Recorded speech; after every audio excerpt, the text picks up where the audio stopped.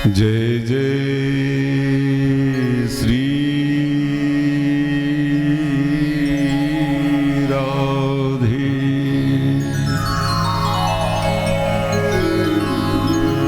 परम मंगल में परात्पर अखिलेश्वर अकारण करुणा बनवाले कल्पतरु पीतांबरधारी श्री बालकृष्ण लाल की वांग में प्रतिमूर्ति श्रीमद् भागवत भगवान के पावन पाद पद्मों में साष्टांग दंडवत प्रणाम करते हुए आचार्य श्री सुखदेव जी महाराज के चरणों में सत सत नमन करते हुए श्री व्यास भगवान का चरण वंदन करते हुए आवाहित समस्त देवी देवजन के चरणों में सत सत नमन बारंबार प्रणाम करते हुए यहाँ के कण कण को अपने मस्तक पर धारण करते हुए पंडाल कक्ष में उपस्थित जनता जनार्दन बाल गोपाल माताओं बहनों का हार्दिक अभिनंदन स्वागत करते हुए आइए रोज की भांति सबसे पहले हम सभी बड़े भाव से प्रेम से अपने मन वाणी को पवित्र करने के लिए गोविंद जी के नाम का आश्रय लें। तत्पश्चात उनकी प्रेरणा अनुसार जहाँ से हम सभी कल नंद बाबा के उत्सव में से विराम लिए थे वहीं से आनंद प्राप्त करेंगे। लेकिन सबसे पहले खूब भाव से भगवत स्मरण करें। जो सज्जन वृंद अभी अपने गृह कार्यों में लगे हैं उनसे निवेदन है कि वो शीघ्रता कर पंडाल कक्ष में उपस्थित होने का प्रयास करें। जो उपस्थित हो चुके हैं खूब भाव से प्रेम से श्री राधे राधे गोविंद गोविंद राधे श्री राधे राधे गोविंद श्री राधे राधे गोविंद गोविंद राधे श्री राधे राधे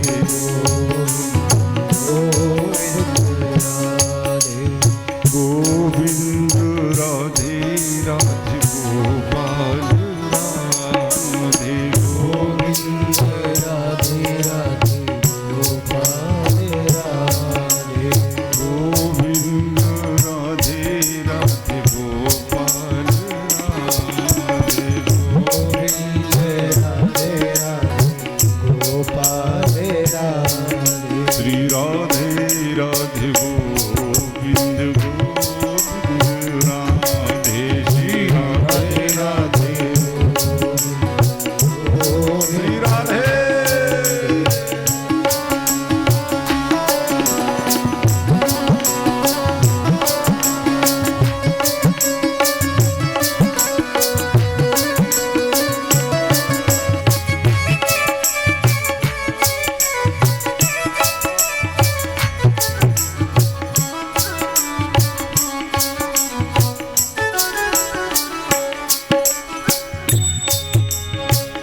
करार बिंदेन पदार विंदम मुखार बिंदे बिन बेश्यंतम पटस पत्रस पटे सैलम बाल मुकुंदम मनसां स्मरान श्री कृष्ण गोविंद हरे मुरारे हे नाथ नारायण वासुदेवा जिह्वे विवस्वा मृत्यु में तुदे गोविंद दामोदर माधवेश सुखावसाने हितमेव सारम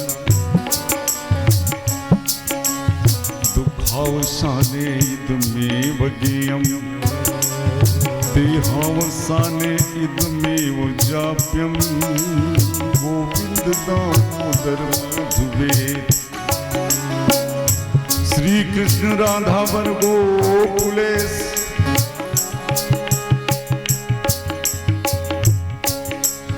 गोपाल गोवर्धन नाथ विष्णु जिह्वे पिबस्वामृत में देव गोविंद दामोदर माधवेश श्री राधे राधे गोविंद गोविंद राधे राधे राधे गोविंद राधे श्री राधे राधे गोविंद गोविंद राधे श्री राधे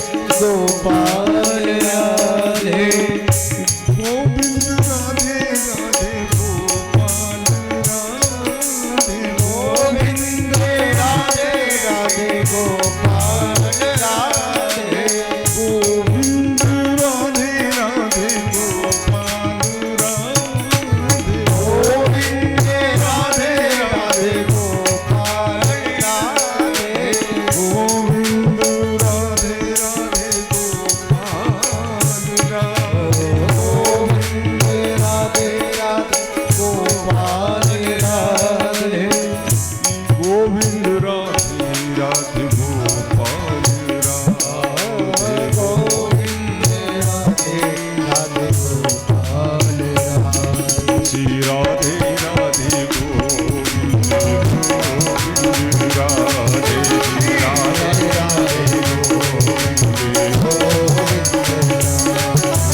राधे राधे गोविंद राधे राधे राधे राधे राधे गोविंद राधे गोपाल राधे राधे राधे राधे श्री राधे राधे गोविंद श्री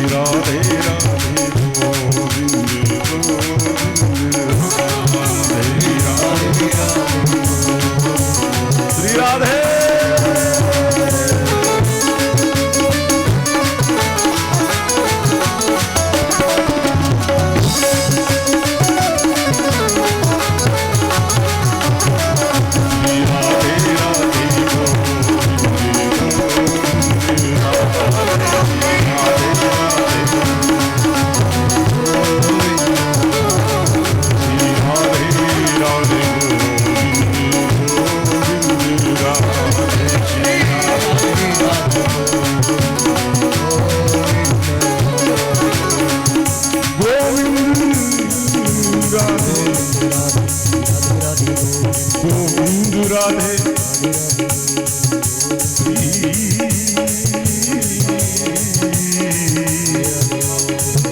गोविंद राधे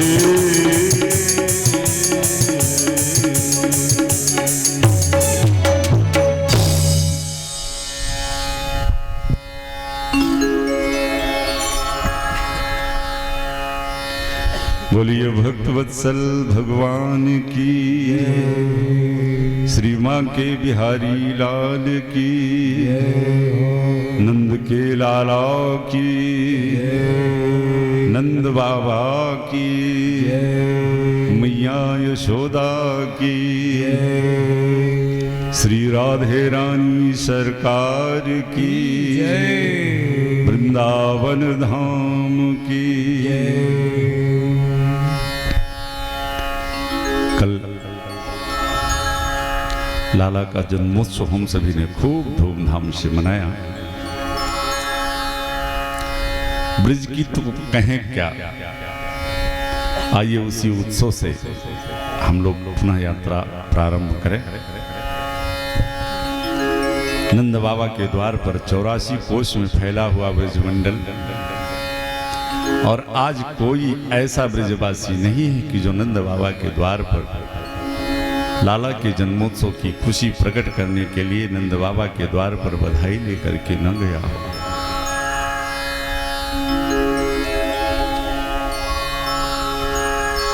आज नंद द्वारे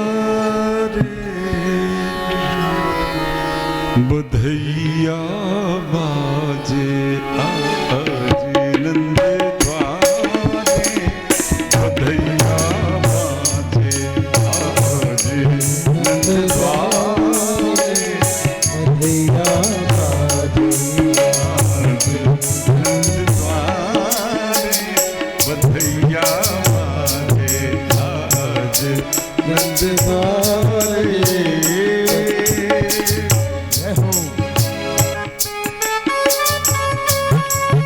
जय हो, बधाई हो। राधे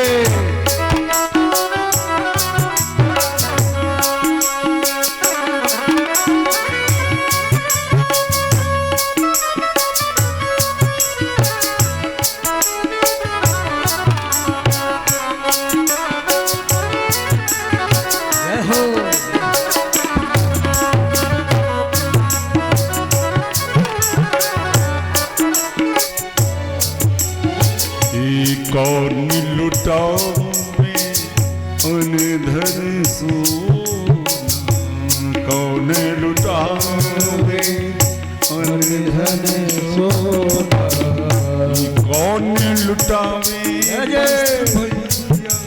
बधैया, कौन लुटावे वस्त्र भैया बधैया, बाबा लुटावे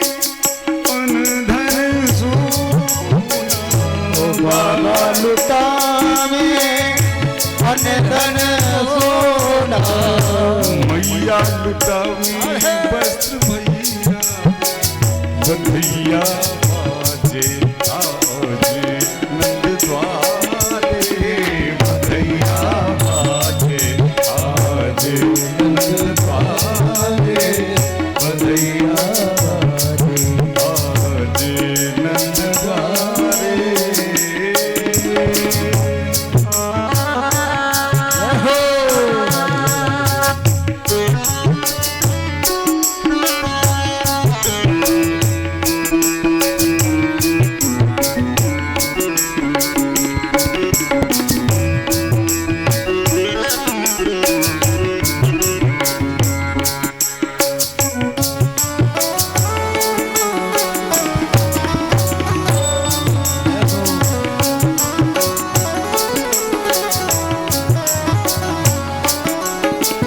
सुखदेव जी महाराज परीक्षित को नंद उत्सव का वर्णन करते हुए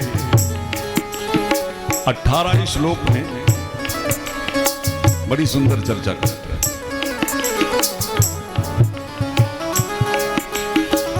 नंदस्त्वात्मजुत्पन्ने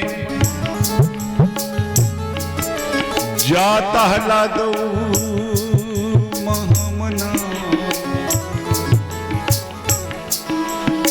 आहूय विप्राण वेदज्ञा कृष्णतः सुचीर्लंकृतः धेनूनाम्युते प्रादा विप्रेभ्यः समलंकृते तिलाद्रीन सप्तरत्नौ सात कौंबा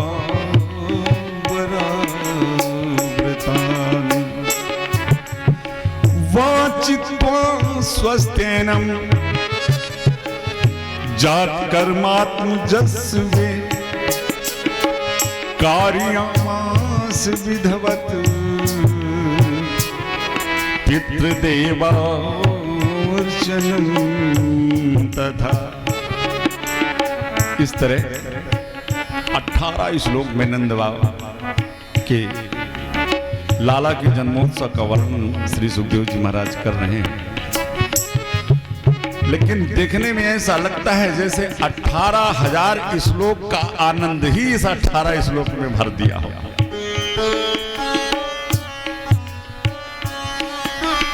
श्री सुखदेव जी महाराज कहते हैं, परीक्षित, बाबा के घर लाला का जन्म नहीं हुआ है,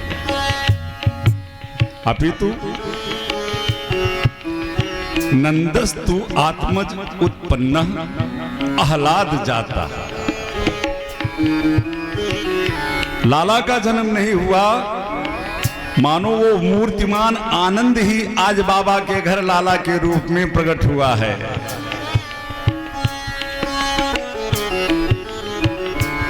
बाबा ने 84 कोस में फैले हुए ब्रजमंडल में आज जितने जाचक थे सबको अजाचक बना दिया, इतना दान दिया। किसी ने तो यहां तक लिख दिया बाबा के उस दान देने की विधा को देखकर कि नंद कछु इतनो जो दियो घनश्याम कुबेरहु कीमती बौरी। धनाधिपति कुबेर, धन के स्वामी है श्री कुबेर जी, लेकिन बाबा के इस दान देने की विधा को देखकर महाराज कुबेर भी लजा गए। किसी के पास इतना धन हो सकता है? 84 कोस में फैले ब्रजमंडल में जितने जाचक थे बच्ची, उन जाचकों की क्या स्थिति है? पूरे ब्रज में स्वर्णिम वस्त्र आभूषणों से पूरा ब्रज पट गया है। देखने से प्रतीत होता है कि रमा क्रीडन भू नृपः, बैकुंठ से साक्षात लक्ष्मी लगता है आज पूरे ब्रज में नृत्य कर रही हैं। तिवारी साहब, सारा ब्रजमंडल स्वर्णिम वस्त्र आभूषणों से, स्वर्णिम बर्तनों से पटा हुआ है। कोई याचक नंद बाबा के द्वार से चांदी की थाली, चांदी का लोटा, चांदी का बर्तन लेकर के आता है। सामने से दूसरा कोई याचक मिलता है, वो उससे पूछता है क्यों रे भैया तू का लेके आयो? सो कहता अरे देख चांदी के थाली, चांदी के लोटा, चांदी के बर्तन। वाने कहा दाढ़ी के 2 नंबर फाटक पे देख सोने की थाली, सोने के बर्तन, सोने के वस्त्र आभूषण बट रहे थे, मैं तो ये लेके आया सोने के। सो चांदी वाला वही पटक करके वो चला जाता है 2 नंबर पर लाने। सोने का लेकर के आता है, तब तक दूसरा याचक कोई मिलता है, अरे देख 7 नंबर पे हीरे के हार, मड़ियां सब बट रहे थे, मैं ये लेके आया। सो सोने के बर्तन वहां पटक के वो हीरे का हार, मड़ियां लेने चला जाता है। इस तरह नंद बाबा ने जो हाथ लगा वही लुटाते गए। नंद कछु इतनो जो दियो, घनश्याम कुबेरहु की मति बौरी, देखत माही लुटाई दियो, देखत माही लुटाई दियो। न बची बचिया छछिया न पिछौरी। लेकिन जहां वो पूर्ण परम ब्रह्म अवतार ले चुका है भैया, वहां धन की कमी क्या हो सकती है? लक्ष्मी जी तो पीछे पीछे भंडारण करके जा रहे। रमा क्रीडन भून पा। सुखदेव जी कहते हैं परीक्षित, आज पूरे ब्रज में स्वर्णिम आभूषण नहीं दिखाई देते, लगता है जैसे बैकुंठ से श्री लक्ष्मी जी ही आकर के पूरे ब्रज में नृत्य कर रही हैं। उत्सव चल रहा है, सभी गाने बजाने में मस्त हैं, सारे ब्रजवासी लाला के उत्सव में भाव विभोर हैं। इतने में नंद बाबा कुछ गंभीर हो गए। अपने भैया, छोटे भैया उपनंद को बुलाया, कहा भैया हम सभी महाराज कंस को प्रतिवर्ष जो कर देते हैं, वो कर वाली तिथि निकल गई है। कंस वहाँ का बड़ा राजा है, ये नंद वगैरह ये सब जो वहाँ के छोटे छोटे राजा हैं, ये सभी उनको कर देते हैं। तो नंद बाबा ने कहा भैया एक काम करो, तुम लोग खूब प्रेम से उत्सव मनाओ, लाला के उत्सव का खूब आनंद लो, और हम अभय हाल मथुरा जा करके और महाराज कंस को कर दे करके और अभय हाल वापस आ जाते हैं। नंद बाबा जितना कर प्रतिवर्ष कंस को देते थे, अब की बार उसका 2 गुना कर लेके जा रहे हैं। ले जाकर के महाराज कंस को कर भेंट किया, और जब कंस को पता चला कि बाबा के घर लाला ने जन्म लियो है, तो आज कंस भी बाबा के लाला को आशीर्वाद दे रहा है, बाबा तेरा लाला चिरजीवी होए।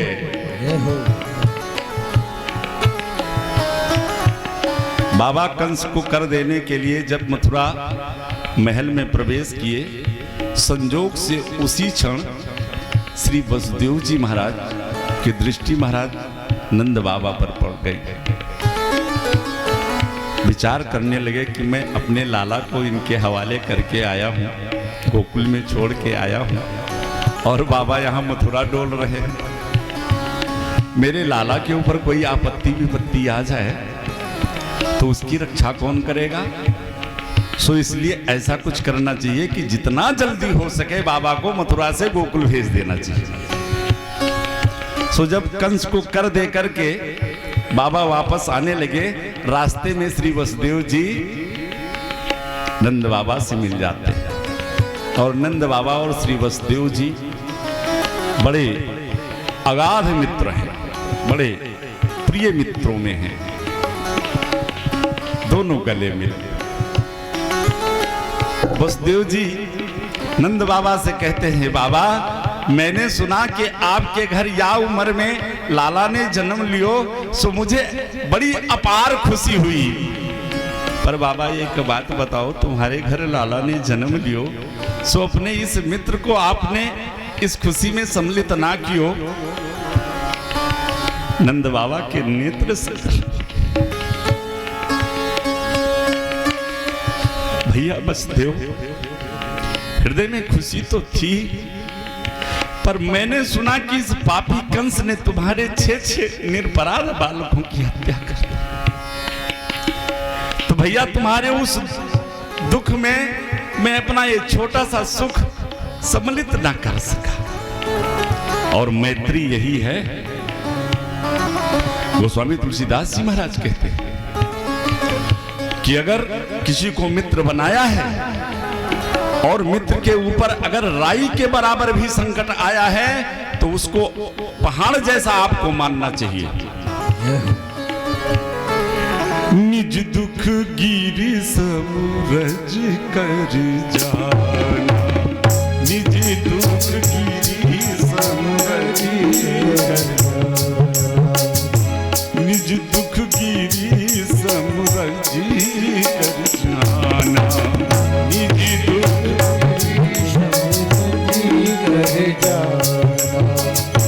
मित्र ही दुख रज में समाना, मित्र ही दुख रज में समाना।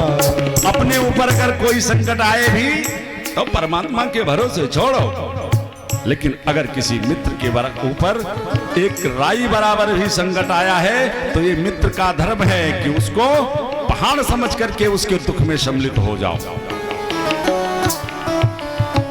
और गोस्वामी जी ने तो यहां तक कह दिया, जे न मित्र दुख होई दुखारी, जे न मित्र दुख होई दुखारी, नहीं बिलो कछु पातक भारी, नहीं बिलो कछु पातक भारी। जो अपने ऐसे मित्र के संकट में उपस्थित नहीं होता भैया, उस मित्र का तो मुख देखना पाप है। यहां देखिए मैत्री कैसी होती है, ये शिक्षा लीजिए बसदेव और नंद बाबा से। बाबा के घर एक लाला ने जन्म लियो, सो की खुशी बसदेव जी से व्यक्त नहीं कर रहे हैं, बल्कि अपने हृदय में जो आनंद है उसको छुपा करके और बसदेव जी के दुख में भाव प्रदर्शित कर रहे हैं। और बसदेव जी के हृदय में 6 पुत्रों के वध का दुख है, लेकिन जब नंद बाबा से मिलते हैं तो उनके लाला की खुशी में हर्षित होकर के उनसे मिल रहे हैं। ये मित्र की परिभाषा है। पर थोड़ा सा एक नजर आज की मित्रता पे डाला जाए तो भैया आजकल तो लोग मित्र बनाते ही इसीलिए हैं कि अगर शत्रुता करके कुछ नहीं बिगाड़ पा रहे हैं तो सोचते हैं चलो इससे मित्रता कर। एक किसी संत ने बड़ा सुंदर भाव दिया, किस सारी दुनिया है मतलब की यार, कटई है गला मिलजुल के, सारी दुनिया है मतलब की यार, कटई है गला मिल के। लेकिन एक बात बताए, सारी दुनिया को बोल देना उचित नहीं है, लेकिन संख्या बहुत कम है अच्छे मित्र। दोस्त एक दुई है, एक दुई है, एक दुई है, हे दोस्त एक दुई है, दुश्मन हजार, कटई है गला मिलजुल के, सारी दुनिया है मतलब की यार, कटई है गला मिलजुल के। भैया तिवारी साहब, थोड़ी सी आजकल के मित्रों की व्यवस्था देख लीजिए, इनकी परिभाषा क्या है। जब शत्रुता से इनका काम नहीं चलता, भाई आप भी सावधान हो जाते हैं, तो ये सोचते हैं कि अब इससे मित्रता करो। बन के आपन भेद ये लई है कि बन के आपन भेद ये रही है, लेकिन मन मारा खई भेद कि बन के आपन भेद ये लई है, मन मारा खई भेद। और जौने पतरी माँ ये खई है वही माँ करी है।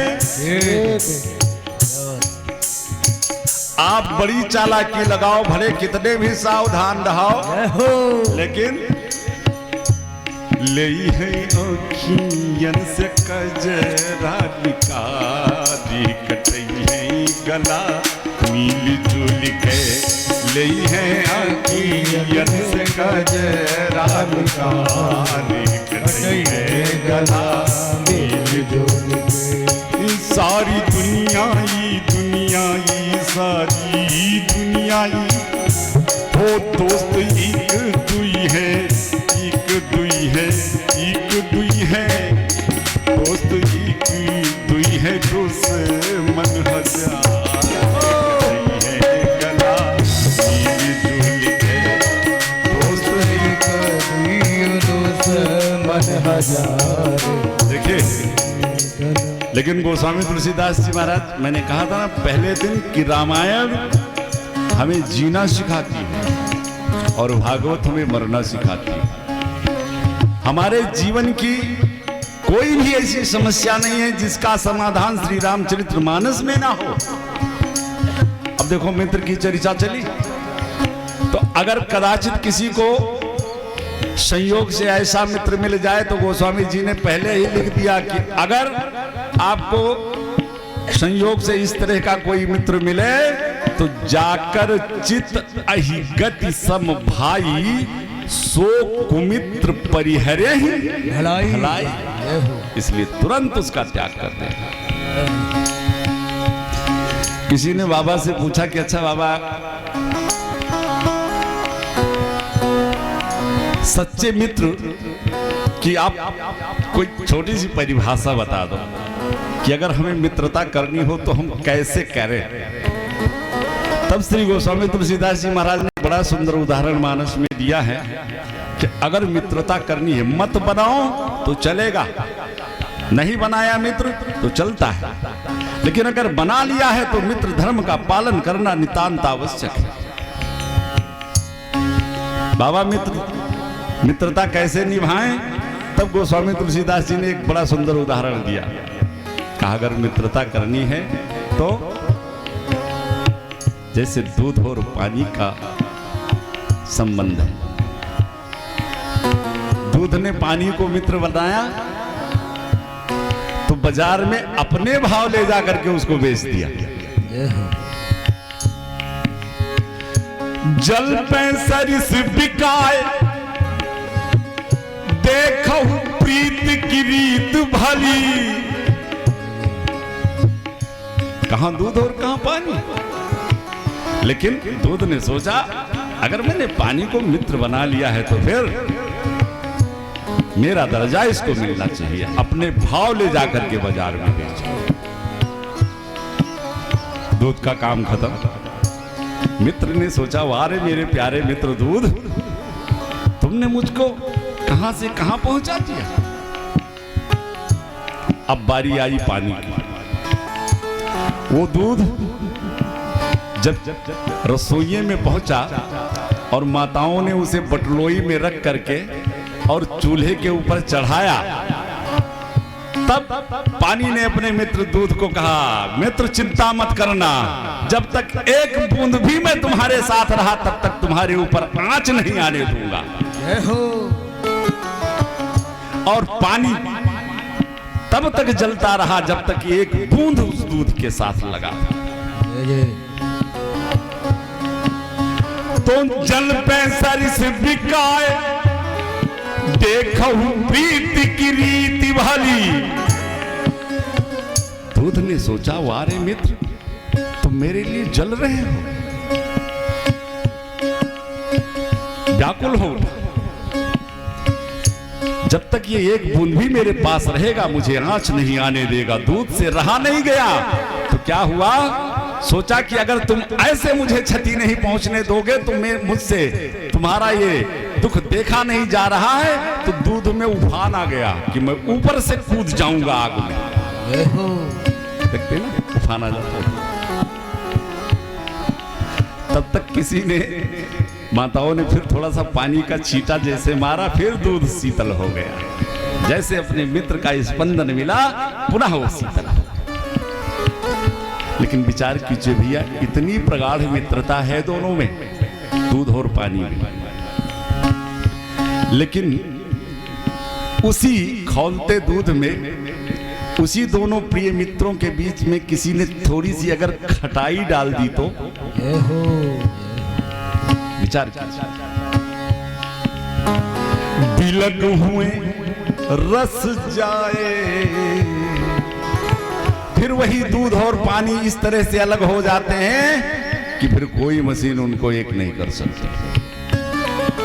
बहुत सुंदर संकेत। मित्र अगर बनाया है तो मित्र के बीच में कभी किसी प्रकार का कोई कपट नहीं होना चाहिए। तो बिलग हुए रस जाए, परत खटाई कपट खटाई परत पुनी। संकेत है गोस्वामी जी का। ऐसे दो मित्रों के बीच में अगर कपट आया है तो जैसे दूध और पानी को वो खटाई अलग कर देता है, वो कपट एक दिन दोनों को, दोनों का बिछोह करवा देगा। वसुदेव जी के हृदय में शोक है, लेकिन जब नंद बाबा से मिलते हैं तो उनके आनंद में अपना आनंद व्यक्त कर रहे हैं। और नंद बाबा के हृदय में आनंद है, लेकिन उनके मित्र वसुदेव जी के हृदय में जो शोक था उसमें वो शोक व्यक्त कर रहे हैं। ये मैत्री है। बाबा ने कहा भैया मैं अपने एक लाला की खुशी आपको कैसे सुनाता। मैंने सुना अहोते देव की पुत्रा कंसे ने बहवो हता। तुम्हारे 7 6 पुत्रों को इस पापी कंस ने मार दिया। चलो बाबा को वसुदेव जी ने सोचा कि इनको जल्दी मैं गोकुल भेजूं।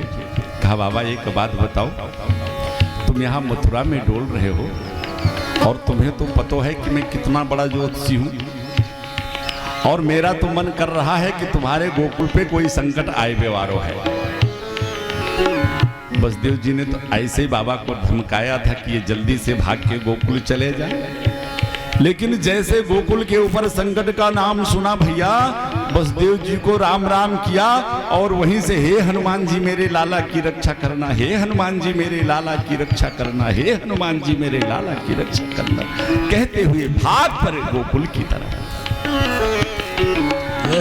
और इधर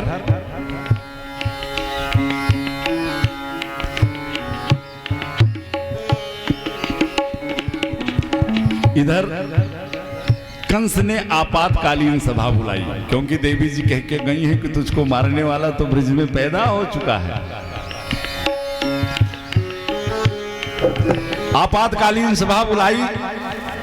अरिष्टासुर, ब्रह्मासुर, बकासुर, अघासुर, पूतना इत्यादि सारे उस सभा में आदेश दिया कंस ने कि जाओ और 1 महीने के अंदर जितने बालक ब्रिज में पैदा हुए हों सबको मार दो।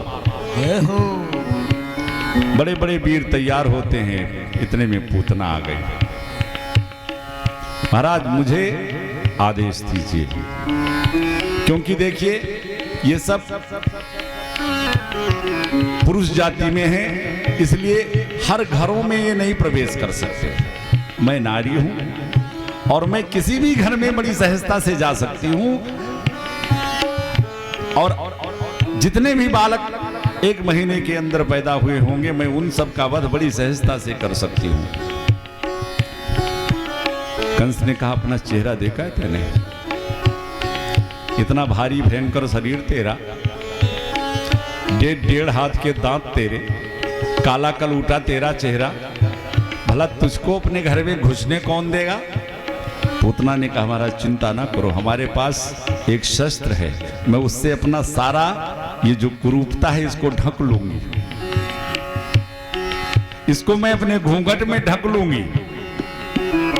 हमारी माताओं के लिए एक बहुत बड़ा शस्त्र होता है ये घूंघट। बड़े बड़े पंडालों में हम देखते हैं ना,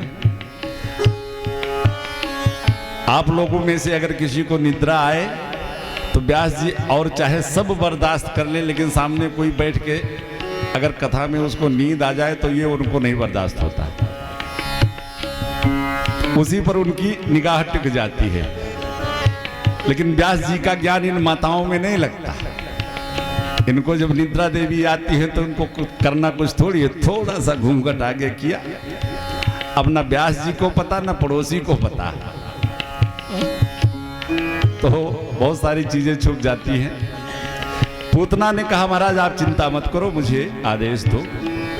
पूतना ने ऐसा सौंदर्य धारण किया कि देखने से लगता है कि जैसे बैकुंठ से श्री जी ही आकर के और ब्रज में भ्रमण कर रही है, इतना सुंदर स्वरूप धारण कर। हमारे कन्हैया का जन्म हुआ है तिथि अष्टमी को, और आज पूतना चतुर्दशी को चल पड़ी भगवान को मारने की दुर्भावना लेकर। चतुर्दशी को ही क्यों? देखिए, पूतना अज्ञानता को कहते हैं, अविद्या को कहते हैं, और अविद्या का रहने का 14 स्थान शास्त्रों में बताया गया है। 5 ज्ञान इंद्रिय, 5 कर्म इंद्रिय, मन, बुद्धि, चित्त और अहंकार, ये 14 स्थान पे अविद्या का निवास होता है। आज चतुर्दशी को अविद्या रूपी पूतना चल पड़ी गोकुल की तरफ। महाराज जब गोकुल में पहुंची तो देखा सारे ब्रजवासी किसी के घर बधाई लेके जा रहे हैं। पूतना को लगता है कि किसी के घर लाला ने जन्म लियो है। सो उन्हीं ब्रजवासियों के बीच में वो भी छुप करके और पहुंच गई नंद बाबा के आंगन में।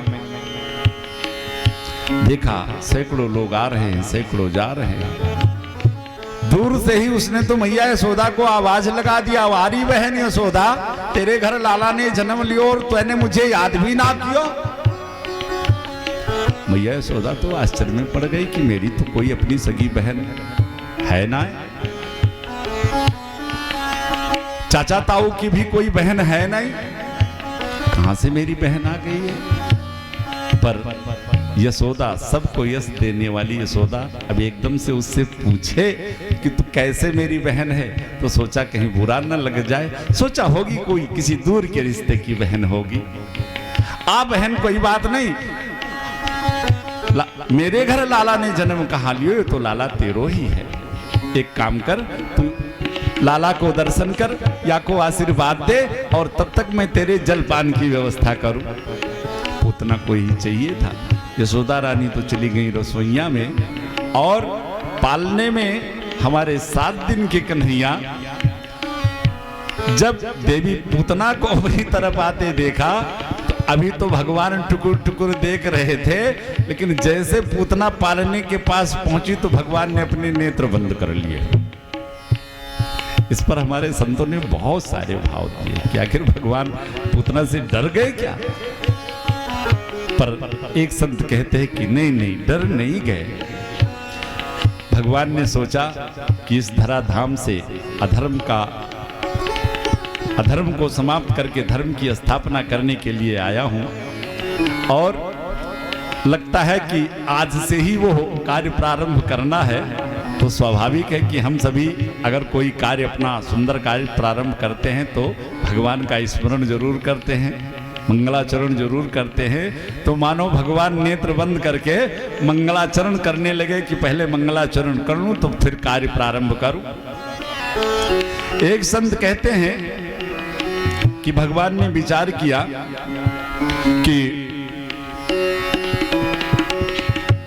गजब स्थिति है, त्रेता में राम बन करके आया, द्वापर में कृष्ण बन करके आया, और जब वहां मुझे अपनी लीला प्रारंभ करनी हुई, त्रेता में राम रूप में, तो वहां भी सबसे पहले एक नारी से ही कथा प्रारंभ हुई मेरी। सबसे पहले एक ही बाण प्राण हर लीना, ताड़का का वध करना पड़ा। और यहाँ भी ये मौसी जी आए गए, यहाँ भी यहीं से शुरू करना पड़ेगा। मानो ये विचार करने लगे। एक संत बड़ा सुंदर भाव देते हैं कि नेत्रों के मिलन से प्रेम संबंध स्थापित होता है। भगवान ने विचार किया कि अगर पूतना की दृष्टि मेरी दृष्टि मिल गई तो कहीं इसके हृदय में मेरे प्रति प्रेम उत्पन्न ना हो जाए। आई है मुझको मारने, और इसके हृदय में अगर मेरे प्रति प्रेम उत्पन्न हो गया और मुझको बिना मारने का प्रयास किए यहाँ से चली गई, तो हमारे ब्रिज के जाने कितने अबोध बच्चे इसके हाथों से मारे जाएंगे। इसलिए भगवान ने सोचा लाओ मैं अपना ही नेत्र बंद कर लूं। एक संत तो कहते हैं कि पूतना है मायावती और सरकार हमारे हैं मायापति। तो भगवान ने सोचा अब भगवान की माया के सामने छोटी मोटी माया कहाँ चलने वाली। भगवान ने सोचा कि मेरी दृष्टि पड़ते ही इसके ऊपर इसकी माया तुरंत हो जाएगी खत्म, और ये आ जाएगी अपने असली विशाल रूप में। तो जो इतना सुंदर बढ़िया माहौल उत्सव का चल रहा है, इसमें तो रस में भंग पड़ जाएगा। तो भगवान ने विचार किया कि लाओ मैं अपने ही नेत्र बंद कर लेता हूं, इसकी माया बनी रहे। बहुत सारे भाव संतों ने, सैकड़ों भाव, ये अपना अपना भाव। एक संत कहते हैं कि जैसे किसी माताओं के जो छोटे बच्चे होते हैं और बच्चे की तबीयत खराब होती है, वो अस्वस्थ होता है, तो माँ उस बच्चे को दवा पिलाती है। बच्चा दवा पीना नहीं चाहता, बार बार मुंह इधर उधर करता है, लेकिन माँ उससे कहती है बेटा चल आंख मूंद के पी ले इसको। तो भगवान सोच रहे हैं कि आया था ब्रज में माखन मिश्री खाने, और भी माखन मिश्री का तो एक छींटा नहीं मिला, और मौसी जी अस्त्रों में विष लगा करके जहर पिलाने आ गए। तो लाओ आंख मूंद के पी लेते हैं। बड़ा भाव दिया संतों ने। इतने में पूतना ने भगवान को उठा करके और अपना विष युक्त स्तन भगवान के मुख में भी दे दिया। सोचा था इतना भयंकर कालकूट नामक विष स्तनों पे है, एक घूंट इसके गले के नीचे उतरा कि इसका काम तमाम हुआ। लेकिन वारे मेरे प्रभु, बड़े प्रेम से पूतना की गोदी में, बच्चों की आदत होती है ना, छोटे बच्चों की, जो छोटे बच्चे होते तो माँ का एक स्तनपान करते हैं तो दूसरा हाथ दूसरे स्तन पर रखे रहते हैं। वारे मेरे गोविंद,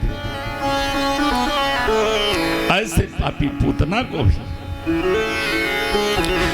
पहले पूतना के लगे स्तनों पर लगे हुए विष का पान किया मेरे प्रभु ने, मेरे ठाकुर ने। उसके बाद पूतना के दुग्ध का पान किया, और दुग्ध के पान के उपरांत अब प्रभु पूतना के प्राणों का जब पान करने लगे तो पूतना को बड़ी वेदना हुई, बड़ी पीड़ा हुई। महाराज जन्मत मरत दुस्सह दुख हुई। अब जब भगवान पूतना के प्राणों का पान करने लगे तो चिल्ला उठी, सामुंचालमित प्रभासिनी निष्पीड्यमान अखिल जीव मर्मरि,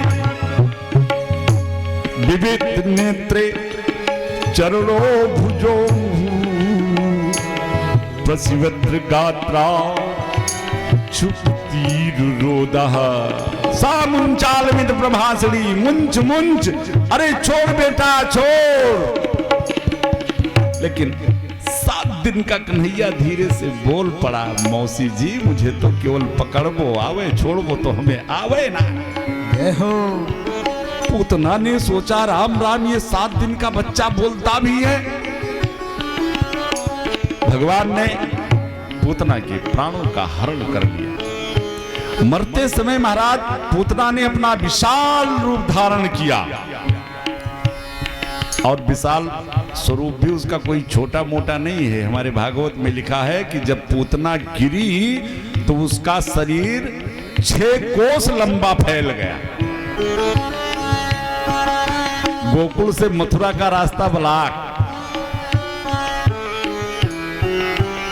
पूतना के गिरने की आवाज रसोई में मैया यशोदा ने सुना। सारे ब्रजवासी दौड़े, देखा कि पूतना इतने विशाल काय शरीर को लेकर के मरी पड़ी है और 7 दिन का लाला अब भी पूतना के वक्षस्थल पर बैठा किलकारियां भर रहा है। सारे ब्रजवासी दौड़ के इधर उधर से किसी तरह सीढ़ी वगैरह ला करके पूतना के ऊपर लगा करके और लाला को उठाकर मैया यशोदा को तो लगा कि जैसे मैया के प्राण ही निकल जाएंगे। ला करके एक ब्रजवासी ने लाला को मैया के गोदी में दिया। मैया ने झट से अपना स्तन लाला को पिलाना प्रारंभ किया और जब लाला मैया का दुग्ध पान करने लगे तो मैया को लगा कि मेरा लाला सुरक्षित है। तब मैया के हृदय में थोड़ा सा संतोष हुआ।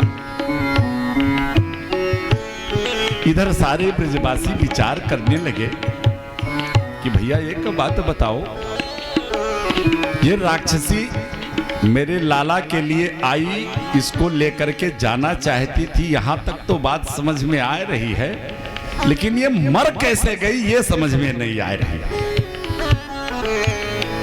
एक ब्रजवासी ने कहा कि भैया मैं बताऊं, ये अपने लाला को पालने से लेकर के भागी होएगी, सो ठोकर खा के गिरी, सो जाके प्राण निकल गए।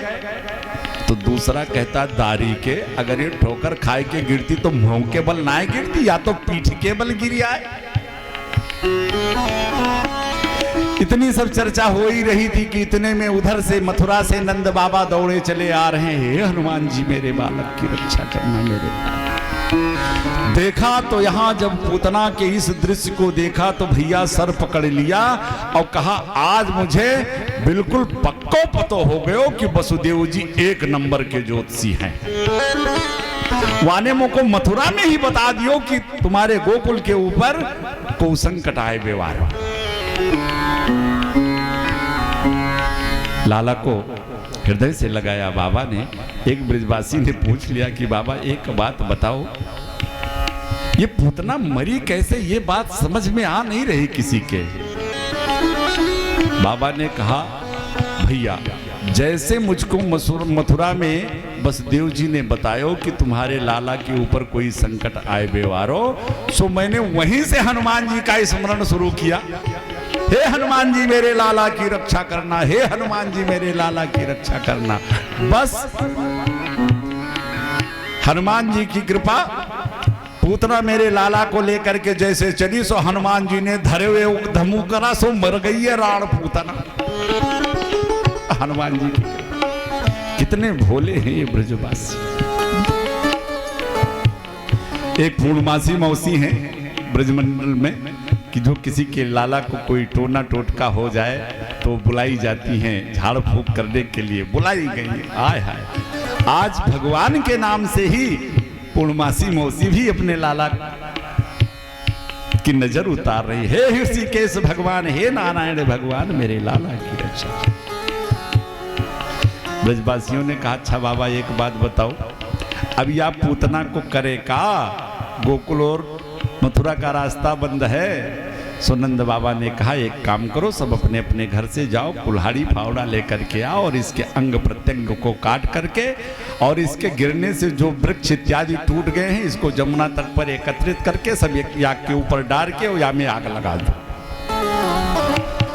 सारे ब्रजवासियों ने वैसा किया भैया। लेकिन श्री सुखदेव जी महाराज कहते हैं परीक्षित, जब पूतना की चिता दग्ध हुई तो ऐसा दिव्य सुगंध उस चिता से निकला कि सारा ब्रजमंडल सुगंधित हो गया। परीक्षित ने कहा महाराज ऐसी राक्षसी के पार्थिव शरीर से ऐसा दिव्य सुगंध।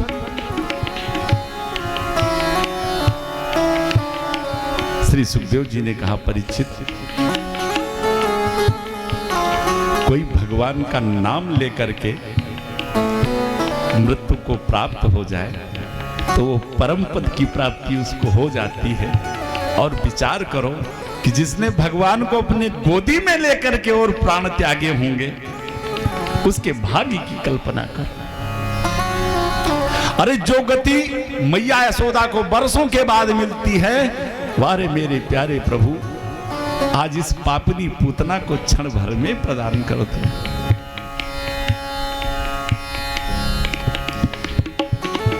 परीक्षित ने कहा महाराज हम इस बात को नहीं मानेंगे, पूतना के अंदर कोई ना कोई अच्छाई तो जरूर रही होगी। चाहे नाम अच्छा रहा, चाहे काम अच्छा रहा, चाहे कुल अच्छा रहा, चाहे खान पान अच्छा रहा, चाहे हृदय की कोई भावना अच्छी रही, कुछ ना कुछ जरूर रहा। तो श्री सुखदेव जी कहते हैं परीक्षित तो लो पूरा परिचय पूतना का सुन लो। सुखदेव जी कहते हैं परीक्षित नाम पूतना लोक बालघनी राक्षसी रुधिरासीना जिंघासया पिहरे अस्त्रम दत्वा अपसुदतिम। तुम कहते हो नाम अच्छा रहा हो, तो नाम है पूतना। पूतना का शाब्दिक अर्थ अगर आप देखें तो पूतना जो किसी के संतान को देख ना सके, किसी के पूत को ना देख सके, वो है पूतना। और वैसे भी पूत मतलब होता है पवित्र, और ना मतलब नहीं, जिसके अंदर पवित्रता नाम की कोई चीज ना हो, वो है पूतना। तो नाम है पूतना। अच्छा महाराज, तो काम अच्छा रहा होगा, तो सुखदेव जी कहते हैं लोक बालघनी। इस जगत में छोटे छोटे बच्चों को पकड़ के अनायास मार देना उसका काम है। अच्छा महाराज, तो कुल खानदान, तो कहते हैं राक्षसी। अरे राक्षस खानदान की है। अच्छा महाराज, तो खान पान अच्छा रहा होगा। अरे महाराज रुधिरासना, छोटे छोटे बच्चों को मार करके उनके रुधिर का पान करती है।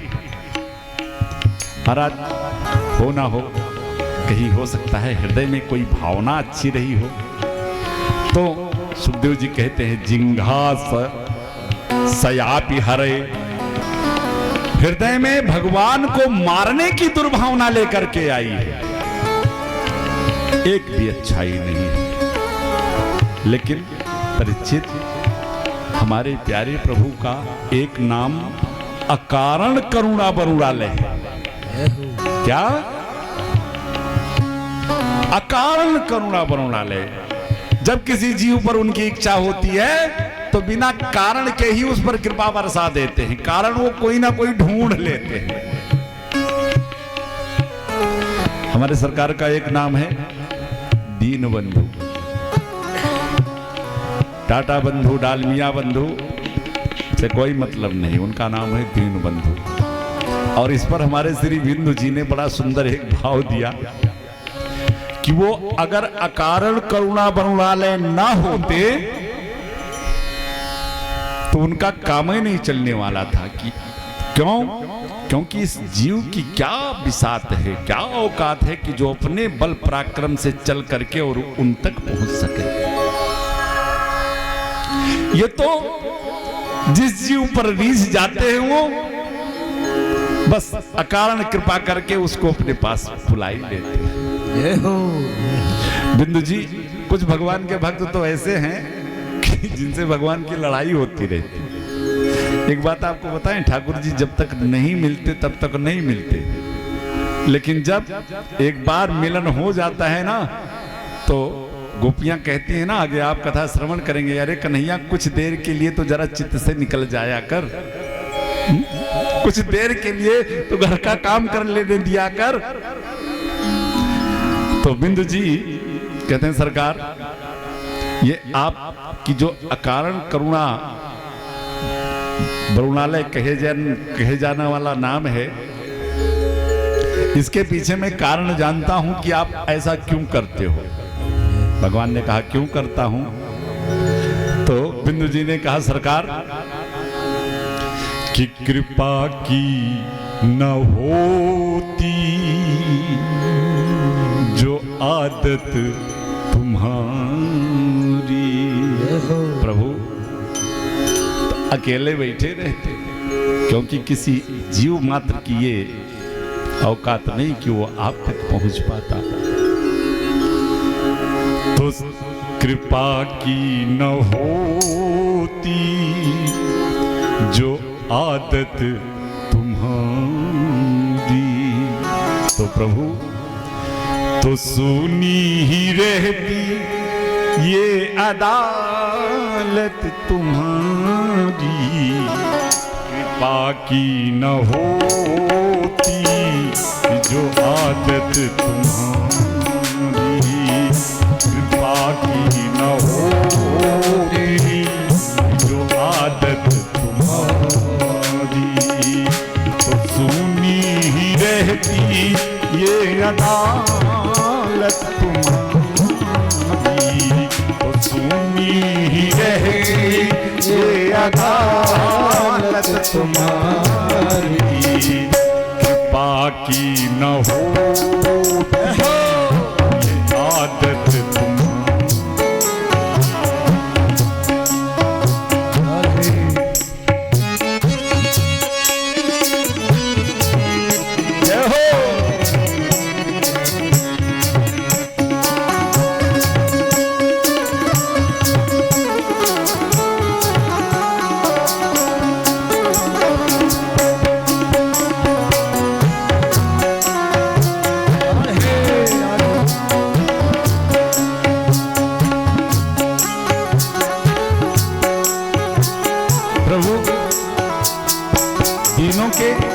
रक्षक हो, दीनों के सहायक हो, इसके पीछे भी आपका स्वार्थ है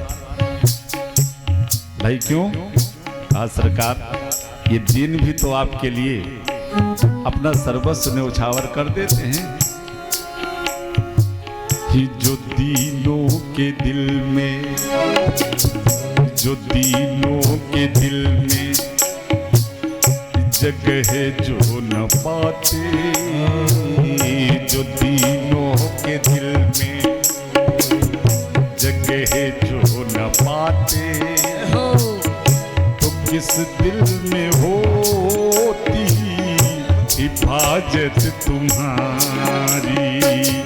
तो सोनी ही रहती ये अदालत तुम्हारी, तो सोनी ही रहती ये अदालत तुम्हारी। कृपा की न होती जो आदत तुम्हारी, कृपा की न होती। चलिए, यात्रा हम सभी की बहुत लंबी है, लेकिन अंत में एक बड़ा सुंदर भाव श्री बिंदु जी देते हैं। सरकार कि तुम्हारी ही उल्फत, तुम्हारी ही उल्फत, ये तुम्हारी ही उल्फत दृग बिंदु हैं हम। तुम्हारी ही उल्फत दृग बिंदु हैं, तुम्हें सौंप तुम्हारी ही उल्फत दृग बिंदु हैं हम। तुम्हें सौंपते हैं अमानत तुम्हारी। परिचित, जीव के समस्त पापों पर पर्दा डालकर मेरे प्यारे प्रभु उसे अपने गले से लगा लेते हैं। लाला मेरा 7वें दिन पूतना आ गई। मैया के आंगन में रोज कोई ना कोई उत्सव मनाया जा रहा है। एक दिन मैया ने देखा कि सोते हुए मेरे लाला ने अपने आप करवट बदल ली। अरे सो मैया मारे खुशी के नाचने लगी कि मेरे लाला ने तो अपने आप करवट ले लियो। सो बुलाया नाई को, कहा रे नाई लगा दे दुहाई। नाई ने कहा किस बात की? कहा बता दे कि आज मैया के घर लाला के करवट बदलने को बुलवा है। सारे ब्रिज की ब्रजांगनाएं पहुंच गई मैया यशोदा के आंगन में। सभी मैया को बधाई देने लगी, धन्यवाद देने लगी। वारे मैया लाला के इस उत्सव में मुझे भी बुलाया। मैया ने वो मुंह पे हाथ रख लियो। अरे शांत रहियो, अभी देख पालने में अभी सुलाया है लाला को। ब्रजांगनाओं ने कहा कि मैया अगर तुझको शांति रखना था तो फिर हमको काहे को बुलाया? मैया ने कहा ठहरो। घर के बाहर बैलगाड़ी खड़ी थी। सो लाला का पालना उठा करके मैया ने उस बैलगाड़ी में पीछे ले जा करके टांग दिया और घर में जितने माट मटके थे आंगन में सब इकट्ठा लगा दिया। अब सारी ब्रजांगनाएं सब बढ़िया नृत्य उत्सव इत्यादि मना रही हैं। काफी देर हो गया, लाला की आंख खुली। सो लाला ने सोचा कि ये कब तक नाचती रहेंगी। अब लाला ने सोचा मैया को बुलाऊं कैसे? तो बालकों के पास तो एक कई शस्त्र होता है, रोना। कन्हैया लगे रोने।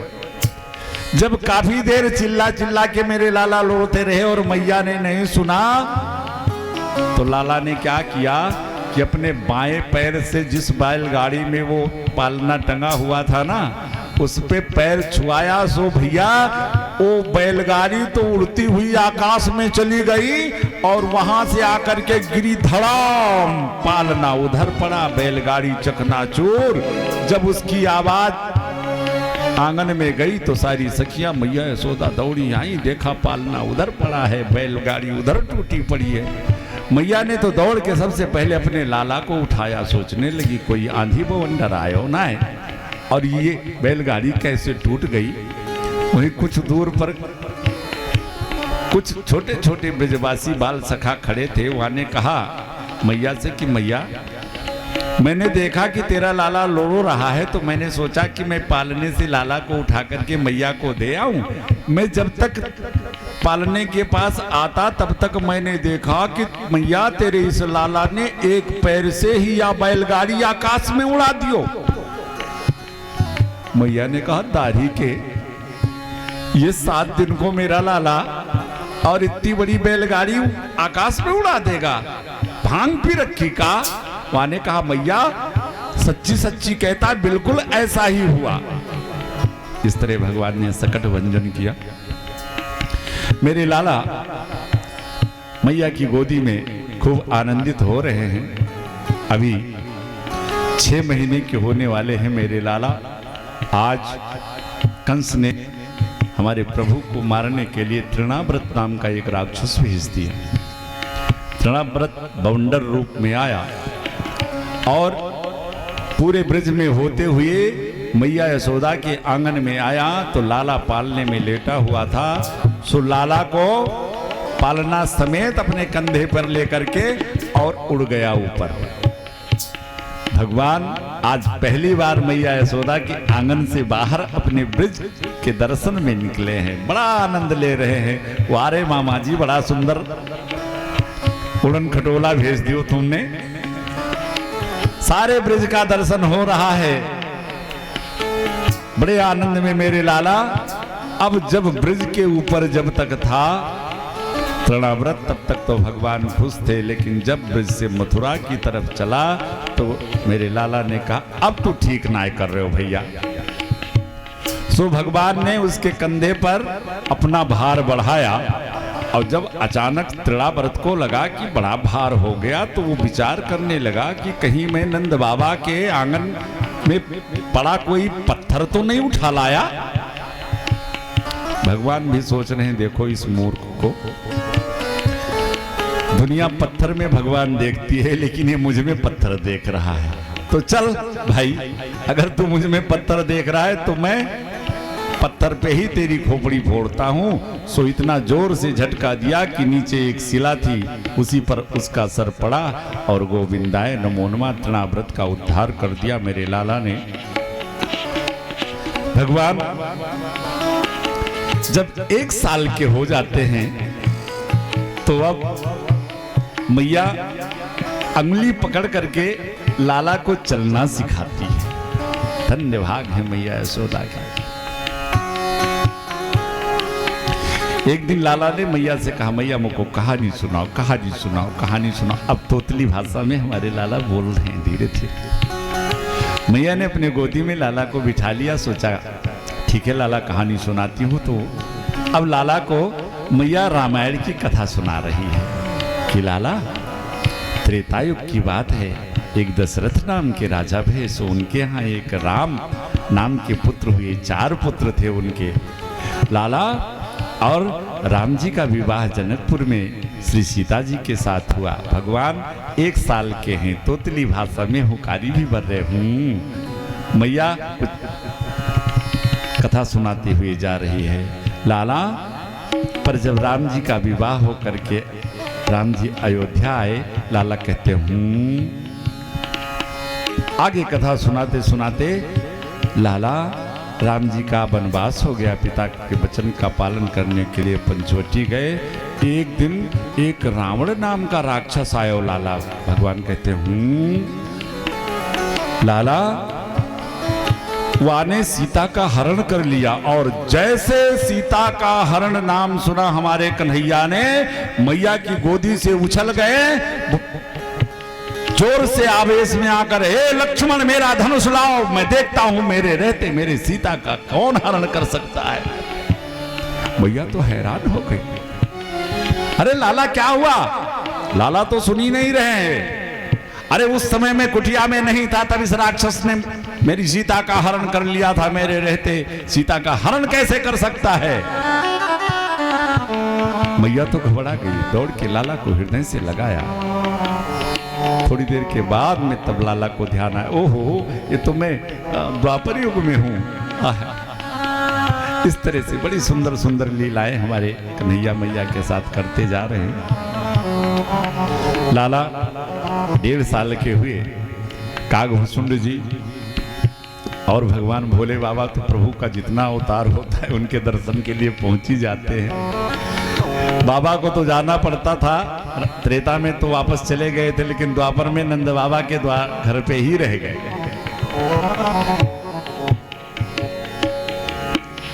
श्री कागभूषुंड जी आंगन में इस प्रतीक्षा में है कि कब लाला अपनी जूठन मेरे सामने फेंक दे। श्री रसखान जी एक बड़ा सुंदर चित्रण करते हैं कि धूल भरे अति शोभित श्याम जू, ऐसी बनी सिर सुंदर चोटी। मैया का रोज नित्य का काम यही है कि सबसे पहले लाला का श्रृंगार करती है। स्नान इत्यादि करा के सुंदर काजल डिठौना लगा करके पीत पीतांबर पहना करके और भगवान का खूब श्रृंगार करके आंगन में खेलने के लिए छोड़ देती है कि धूल भरे अति शोभित श्याम जू, ऐसी बनी सिर सुंदर चोटी। धूल भरे अति शोभित श्याम जू, ऐसी बनी सिर सुंदर चोटी। खेलत खात फिरे अंगना, पग पैजनी बाजत नीकी कछौटी। वा छवि को रस खान विलोकत, भारत काम कला पुनी कोटी। कि काग के भाग कहा कहिए,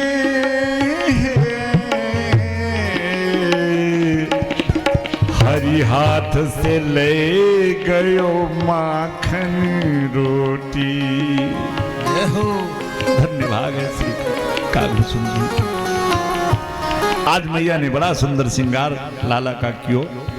और लाला मैया के आंगन में कि रुन झुन झुन बाजे पग पे जनिया, अंगनैया बिहरे नंद लला। रुन झुन झुन बाजे पग पे जनिया, अंगनैया बिहरे नंद लला।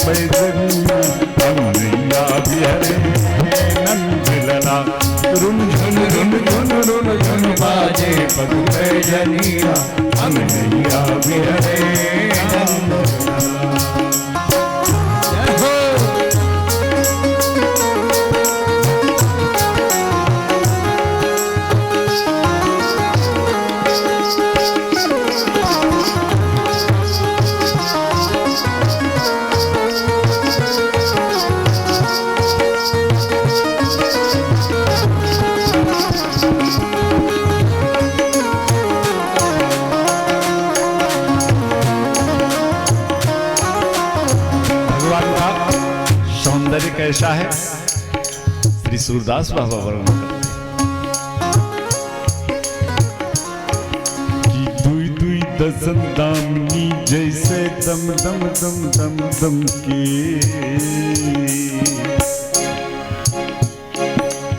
दुई दुई दसन दामनी जैसे दम दम दम दम दम के कर कंजन कंचन के कंगना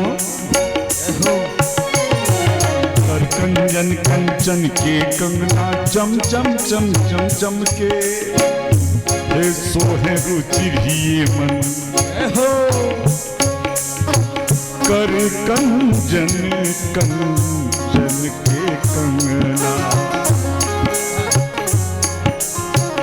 कर कंजन कंचन के कंगना सोहे रुचिरिये मन हो सोहे रुचिरिये मनमाल कि सोहे रुचिरिये मनमाल कमर कर धनिया अंगनैया बिहरे नंद लला रुन झुन रुन झुन रुन झुन बाजे पग पे धनिया अंगनैया बिहरे नंद लला रुन झुन रुन झुन रुन झुन बाजे पग पे धनिया अंगनैया बिहरे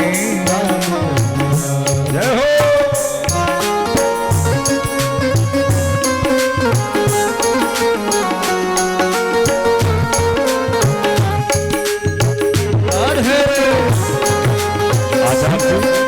ज्ञान प्रकाश जी जहां भी हो एक मिनट मेरे पास आए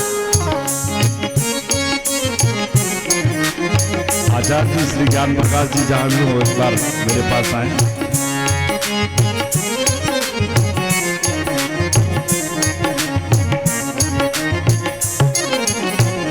भगवान के सौंदर्य का वर्णन करते हुए श्री सूरदास बाबा आगे कहते हैं श्याम सरोज सुहावन काया पहले झगुली पीली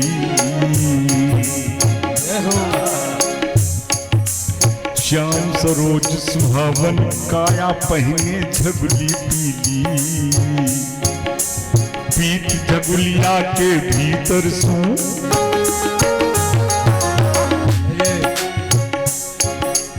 पीठ झगुलिया के भीतर सो आभा चमके नीली हे धन धन भाग भुसुंडी श्याम सरोज सुहावन काया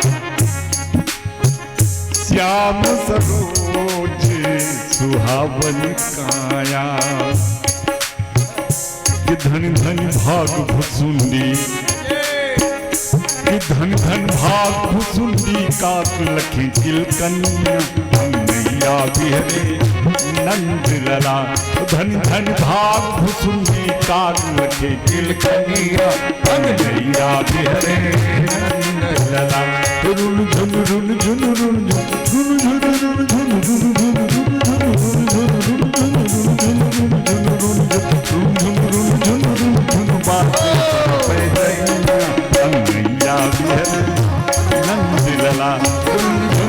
रुन झुन झुन बाजे पग पे जनिया अंगनैया बिहरे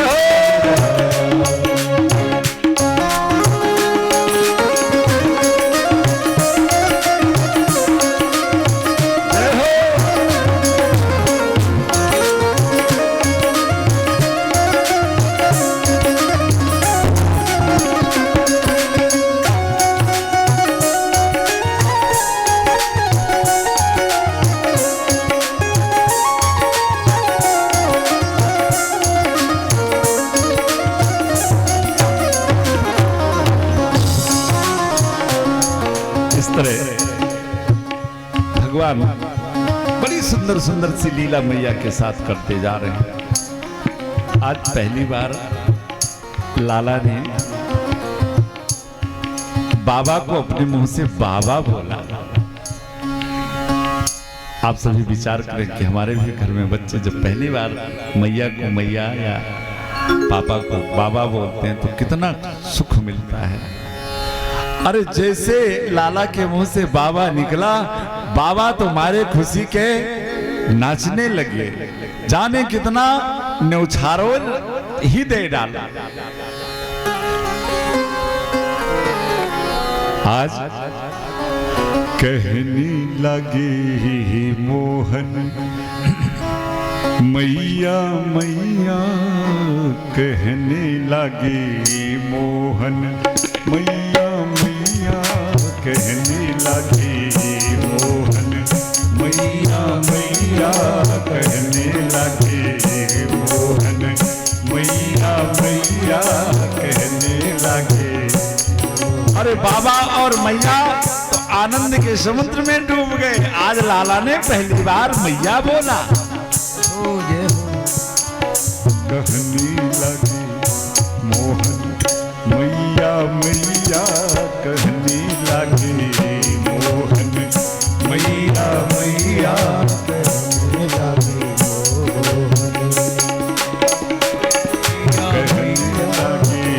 मोहन। राधे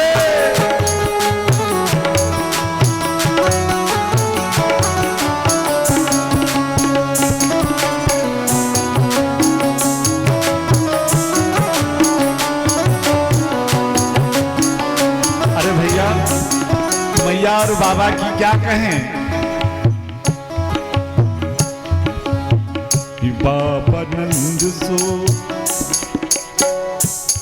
हे बाबा नंद सो, बाबा रे बाबा, बाबा नंद सो, बाबा रे बाबा, हे बाबा नंद सो, बाबा रे बाबा, बाबा नंद सो, बाबा रे बाबा।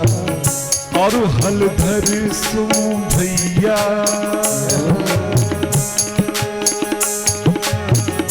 और हलधर सो भैया, और हलधर सो भैया रे भैया रे भैया, कहने लगे मोहन मैया मैया, कहने लगे मोहन मैया मैया। सभी ताली बजाइए, खूब आनंद लीजिए, खूब आनंद की बात है।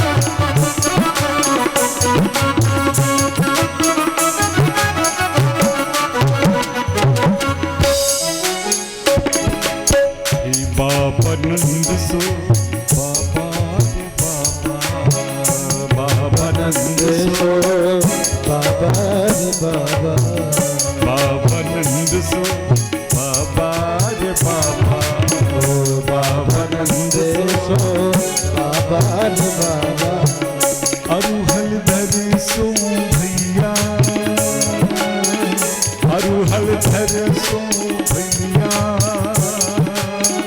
और हलधर सो भैया रे भैया रे भैया, कहने लगे मोहन मैया मैया, कहने लगे मोहन मैया मैया, कहने लगे मोहन मैया मैया, कहने लगे मोहन।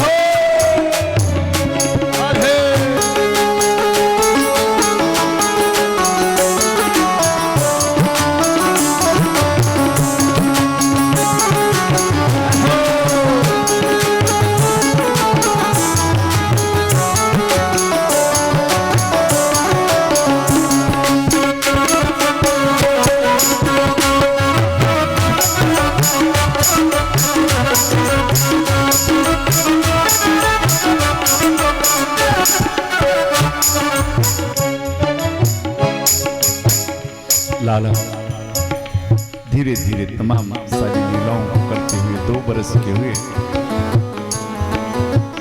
लाला की इस उधम को देख करके मैया ने एक दिन लाला को उखल में बांध दियो। लाला तो को कितनों समझाऊं मैं, मुझको एक काम ना करने देवे तू, आज तुझको मैं या उखल से बांध ही देती हूं।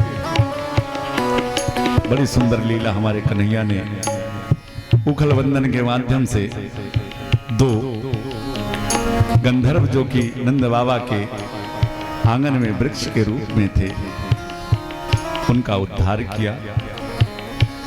मेरे लाला ने विचार किया कि वास्तव में जिन गोप गोपियों को सुख आनंद देने के लिए मैं वृक्ष में आया, अभी तो वो बेचारे मेरे इस स्वरूप का ना तो ठीक से दर्शन कर पा रहे हैं, ना उन लीलाओं का आनंद उठा पा रहे हैं।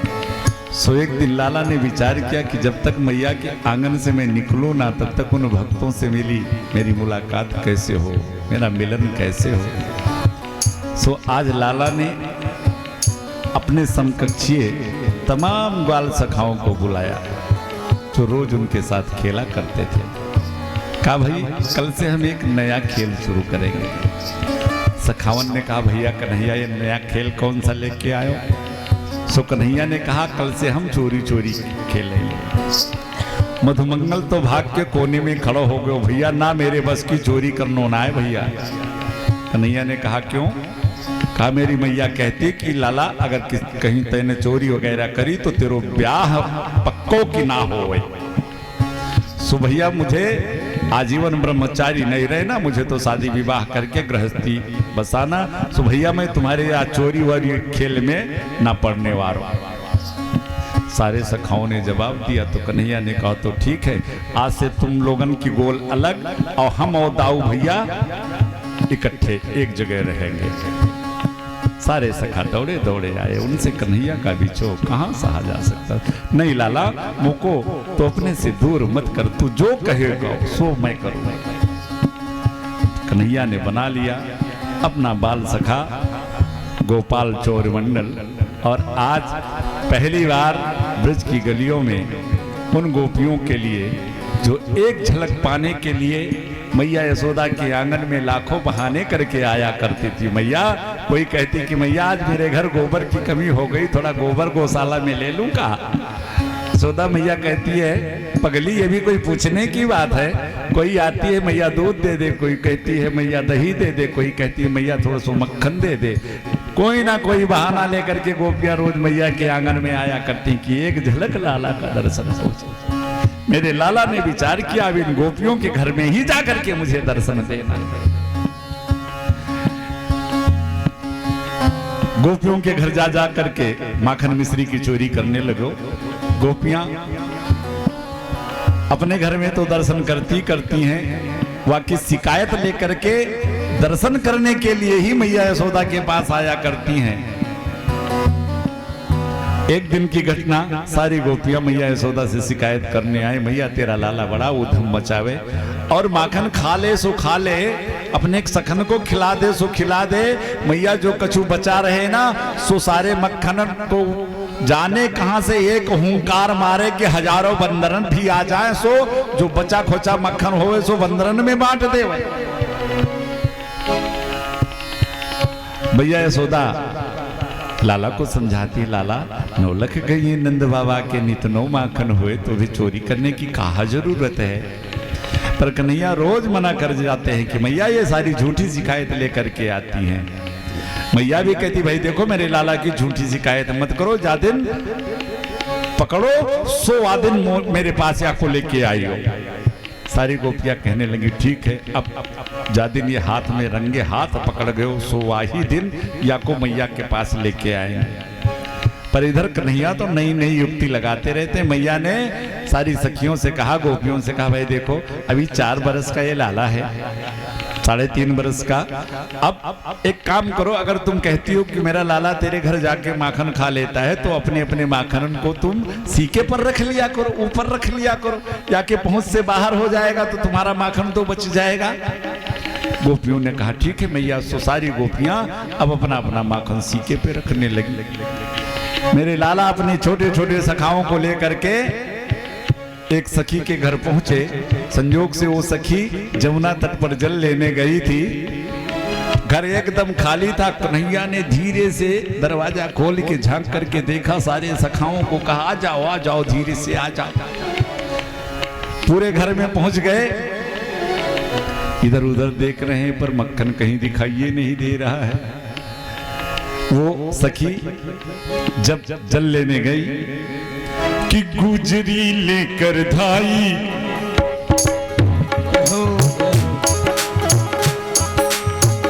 गुजरी लेकर धाई, गुजरी लेकर धाई, गुजरी लेकर धाई, गुजरी लेकर धाई, गुजरी लेकर धाई, लेकर धाई, गुजरी लेकर घड़ा धाई। लेकर के जल भरने गई जमुना तट पे। और इधर चट पहुंची ही कन्हाई, चट पहुँचे कन्हाई, चट पहुंचे ही कन्हाई। खुला दरवाजा देखा, ओ खुला दरवाजा देखा, खुला दरवाजा देखा, ओ खुला दरवाजा देखा, हे खुला दरवाजा देखा, ओ खुला दरवाजा देखा। अब घुसे घर में है कन्हाई। ओ घुसे घर में कन्हाई। चले तो गए घर में, लेकिन आज तो सखियां बड़ी चालाकी से माखन को बड़ी ऊंचाई पर टांग दिया। यहो अब छोटे से 3.5 बरस के लाला अब वह माखन तक कैसे पहुंचे? हाँ? नमक्खन दीख परत है, नमक्खन दीख परत है, पाँव धीरे से धरत है। ओ पाँव धीरे से धीरे धीरे चल रहे हैं सखावन को लेकर के, कहीं कोई आवाज ना हो। हो जय इधर उधर चारों तरफ देखा। अचानक एक सखा ने कहा लाला ले काम तो हो गए। क्या हुआ भैया? ऊपर देखो। सुकन्हैया ने देखा कि माखन तो हम लोगन के पहुंच से बहुत काफी बाहर हो गया। उदास हो गए। तब तक एक बड़ा प्यारा सखा कन्हैया का जिसका नाम मनसुखा है, कहा लाला कहीं मनसुखा अकेला, ओ कहे मन सुखा अकेला, कहीं मनसुखा अकेला, ओ कहे मन सुखा अकेला। कहो तो मारी ढेला कहो तो मारी ढेला, कहीं मनसुखा अकेला, ओ कहे मन सुखा अकेला, कहीं मनसुखा अकेला, कहे मन सुखा अकेला। कहो तो मारी ढेला। ओ कहो तो मारी ढेला। लाला ने कहा पागल हो गए हो क्या? हो ढीले से मार के मक्खन गिराओगे तो खाने लायक रह जाएगा का? अच्छा भैया लाला तो फिर कैसे मक्खन पाया जाएगा? कन्हैया ने कहा मैं बताता हूँ। जो बड़े बड़े सखा थे, कन्हैया ने उनको कहा तुम लोग नीचे झुको। अब जो उनसे हल्के थे, कन्हैया ने कहा तुम इनके ऊपर चढ़ जाओ। अब ऐसे ऐसे करके 3-4 स्टेप बनाया और जो सबसे छोटे हों उन्हीं को ऊपर चढ़ना था, तो मेरे लाला ही सबसे छोटे निकले। जय जय। अब इस तरह बड़ी सुंदर सुंदर लीलाएं हमारे कन्हैया करते हैं। माखन तक पहुंच गए, स्वयं माखन निकाल के खा रहे हैं और नीचे वाले बेचारे तो भार लादे खड़े हैं। कहते भैया अकेले अकेले। कन्हैया करे ठहरो जरा, पहले हम तो पाए ले। अभी ये लीला चल ही रही थी कि जो गुजरी जल लेने गई थी जमुना तट पे, सो घड़ा लेकर के सीधा घर में आए गए। अब ये तो माखन खाने में लगे हैं और नीचे वालों ने पहले देखा तो जैसे उसको देखा तो नीचे वाले भगे, और जब नीचे वाले भगे तो विचार करो कि ऊपर वाले क्या स्थिति हुई होगी। गिरे कन्हैया धड़ाम, सारे सखा तो भाग गए, लेकिन वहां गुजरी ने दौड़ के लाला के हाथ को पकड़ लियो। वाह रे लाला, तेरी मैया रोज कहे कि मेरा लाला चोरी नहीं करे, आज तो रंगे हाथ पकड़ गए। कन्हैया ने वह सखी से बहुत कहा, सखी मैया बहुत मारेगी, छोड़ दे। अब तेरे घर में चोरी ना करूं। माने कहा ना, शोर मचा के सब सखियों को बुला लिया, कहा चलो अब ले चलते हैं मैया यशोदा के। मैया के पास लेकर के चले। मैया आंगन में दधि मंथन कर रही थी, तो सारी सखियों ने वहीं से आवाज लगाई, मैया मैया मैया देख, आज तेरे लाला को हम लोगन ने रंगे हाथ पकड़ो चोरी करते हुए। मैया दौड़ी दौड़ी घर के बाहर आई, द्वार पर खड़ी हो गई। तो जो सखी कन्हैया का हाथ पकड़ी हुई थी, बात तो कर रही थी, मैया से देख रही थी मैया की तरफ। मैया तू रोज कहती थी ना कि मेरा लाला कभी चोरी नहीं करे, आज रंगे हाथ तेरे लाला को पकड़कर तेरे सामने लाई हूं। मैया तो जोर जोर से हंसने लगी। जब मैया का हंसना उस सखी ने देखा तो कहा, मैया मैं तेरे लाला की शिकायत लेकर के आई हूं और तू हंस रही है। तो मैया हंसते हंसते कह रही है कि सखी तू मेरे लाला को लेकर के आई है, जरा एक नजर मार तो।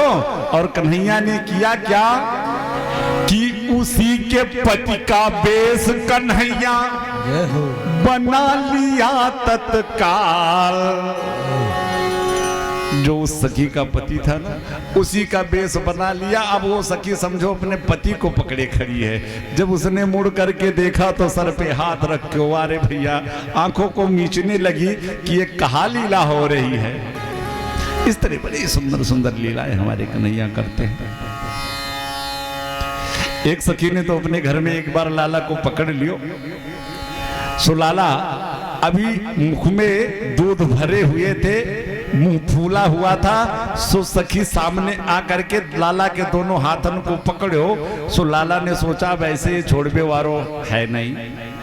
सो सामने सखी थी, वाके मुंह पे पूरा मुंह का कुल्ला ही कर दियो। अब वह दूध वाके आंखन में पड़ो तो गाढ़ो गाढ़ो दूध जब वाके आंखन में पड़ो तो आंख बंद हुई, हाथ छूट गई, लाला तो चले गए। लेकिन वह सखी अब सुबह से लेकर के भैया पूरी शाम तक अपनी आंखन को धोती रही। शाम को कोई सखी आई, अरे सखी ये सुबह से शाम तक तो हो गया, ये काहे को मुंह धोए रही है? ये दूध तो कब का तेरी आंखों से साफ हो गया। वो सखी कहती है, सखी दूध तो साफ हो गया, लेकिन सामने जो मुंह फुलाए काना बैठा था ना, वो आंखों में चिपक गया है। अब उसके अलावा दुनिया में कुछ दिखाई नहीं।